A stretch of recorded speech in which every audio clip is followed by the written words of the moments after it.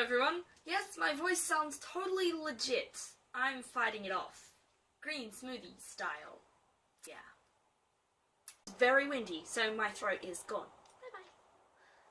Have fun with that audition.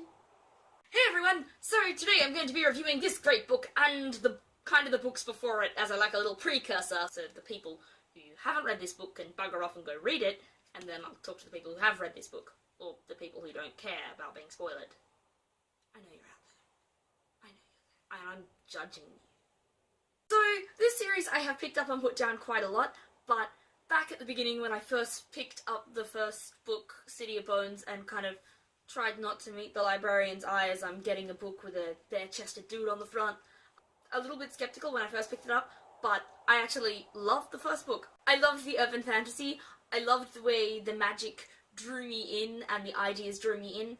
The writing wasn't the best, but, I don't know, it was still magical enough to kind of draw me in and make me love the book. So, yeah, and I read the first 3 in very quick succession, but then I kind of reached City of Fallen Angels and I hit a bit of a blockbuster and I kind of stopped. And started and stopped. Anyway. For those of you who have never heard much about the TMI series, the Mortal Instruments, that is what that stands for, it's one about a world much like our own, except it is protected by half-angel-like warriors called Shadowhunters. Shadowhunters kill demons, but demons aren't the only thing in this world. There are also warlocks and vampires and werewolves and fae and the rest. Our main protagonist, Clary Frey, is kind of thrown into all of this world and has to run as fast as her little legs can carry her to kind of keep up with everything. As far as I know, the entire series, I think there's 7 books in the series, she says and holds up 8 fingers. Wow.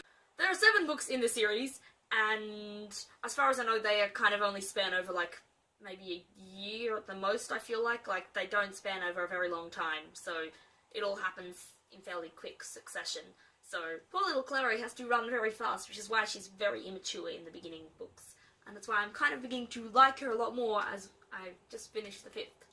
This series is highly focused on action and romance and just lots of magical ideas and exploring magical creatures. If you think this series sounds like something that you would enjoy, then I highly suggest jumping into it. It is definitely on, at least the beginning books, definitely on very much the YA end of the spectrum, and lots of those tropes are definitely displayed. It doesn't take too much to enjoy to get back, so yeah. If that sounds like something you would enjoy, I suggest going and picking it up. I'm now going to jump, not from the 1st, 2nd, 3rd, 4th, but now to the 5th book. City of Lost Souls by Cassandra Clare. It's the first book that I have read for the book reading quest, which is being held by Read at Midnight, which I will leave a link to her blog down below. Please go check it out, because it is pretty cool. I gave this book 3.8 stars on Goodreads, and I still marked it as 4 stars, because I enjoyed it enough to mark it as 4 stars, but technically it was 3.8. But, yeah, I really love this book. So, the first thing that I want to talk about, because it was a thing that most actually kind of had me engaged in this book, and I don't want you to hate me, so take off your judge pants right now, put them away, back in the drawer, take off your judge pants. Hat too. I don't want to see the judge hat either. I didn't like Magnus and Alec. Stop right there. I can see you put back on your judge hat again, didn't you? Didn't you?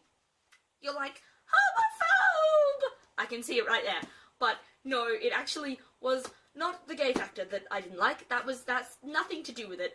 I actually just felt like Alec was a dead weight to Magnus.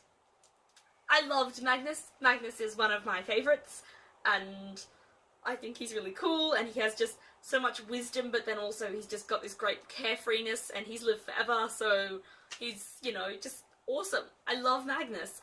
And then Alec, I feel like he's an immature little twit. And I feel like he's just a dead weight to their relationship. So I am so glad that they broke up in this book. I was so happy. I was like, yes! Finally, I'm glad Magnus is coming to his senses, because Alec, you piss me off so much. And as much as I think Alex definitely in this book went through some growth, I think he doesn't have enough growth to suit Magnus, because I like Magnus and Alec, grow up. I feel like the way their relationship progressed was just a really rushed feel, and as though Alec or Magnus weren't quite ready for it, and I don't think that Magnus is someone who would rush that kind of thing. After he's lived for so long, I don't think he's... I wouldn't have thought he was the kind to rush this kind of stuff, so... No regrets about that relationship breaking up. Maybe it'll force Alec to be a better person, and then maybe they could, get together again or something if he improved 1,000,000,000%. The second thing was Clary and Jace. Now, I am a Clary and Jace fan. I love them together, but this series, forever Clary has been pissing me off a lot. I do find her very immature at points.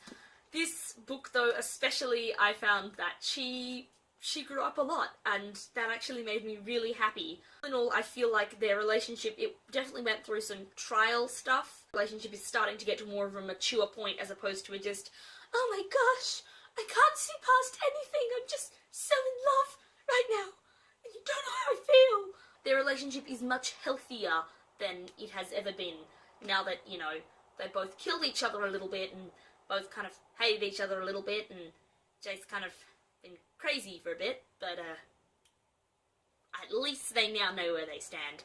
And I feel like Jace, he's finally actually got to a likeable person. He's learning to love, he's learning to feel, and he actually feels like he has more character than he ever had. He's less just wit and a shell. He's now actually, there's something there, and there's a lot more depth to his character now than there definitely ever was in any of the other books, and I really like that. I don't want to hate. I love Izzy and I love Simon, but I don't like them as a couple. And this is not because I don't think they'd make a good couple and I don't think they'd make each other happy. I do. But they both have a lot of growing still to do as characters without jumping into a relationship.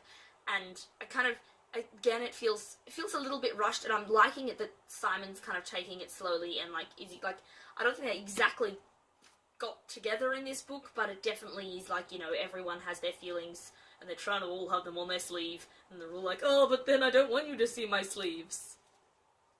Or whatever. Just saying, this book was so much, everybody, get in everybody else's pants!